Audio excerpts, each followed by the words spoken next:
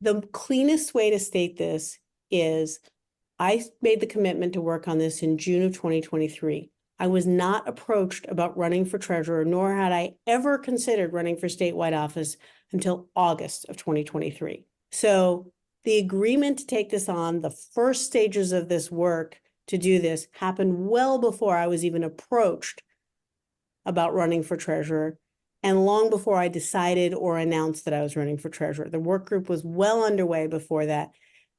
The Oregon Forest Industries Council PAC made a contribution to your PAC in early September, prior to your announcement for treasurer, just as we made a contribution to the other co-chair of Ways and Means, just as we made 39 other contributions to legislators in the month of September.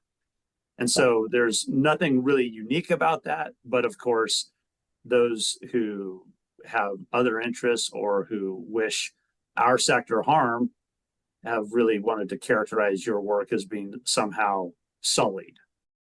As long as they were congruent with my values as an individual and as a legislator, I'll work with anybody and I'll move forward any policy. Whatever it is has to be congruent with my core values and has nothing to do with who contributes. If you asked me to list every entity that's contributed to my PAC, it'd be impossible.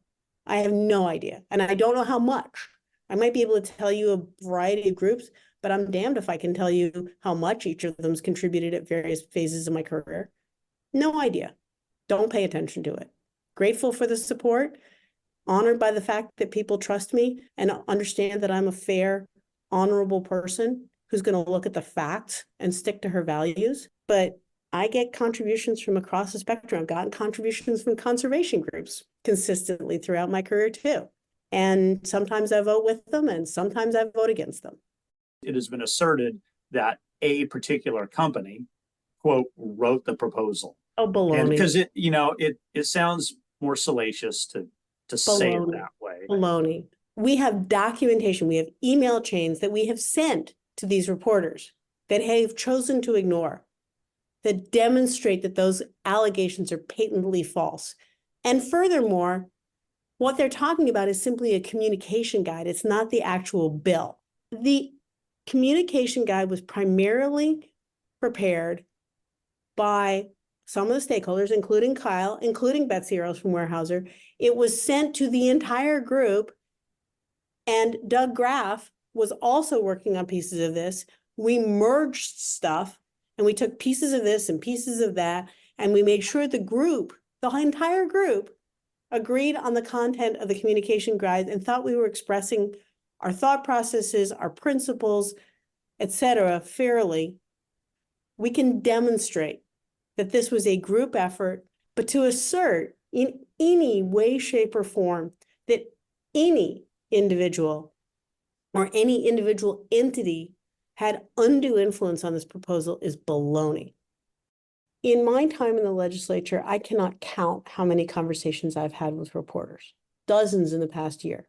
I cannot say that I've ever had as adversarial and unprofessional a conversation with a reporter as I had with one of the ones who's published, and to some extent with another one who I spoke with 2 days ago.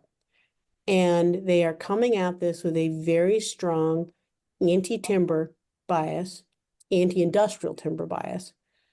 And I find that not reporting, but opinion writing. They have a right to write opinion, but they should not frame it as reporting. I have not had that experience before. Every topic that is discussed in the media as journalism, not opinion writing, should be approached from a neutral perspective. And the ethics guidelines of the entities that they write for make that very clear. Don't get me wrong, I've had complicated, challenging conversations with members of the media before. I've been pushed hard, but they've been respectful. And when I've pushed back with facts, they've acknowledged that in their reporting or in the conversations or both. And they've tried to take a more balanced approach to this and acknowledge the facts of a situation. That is not the case here. And I'm baffled and I'm frustrated as heck.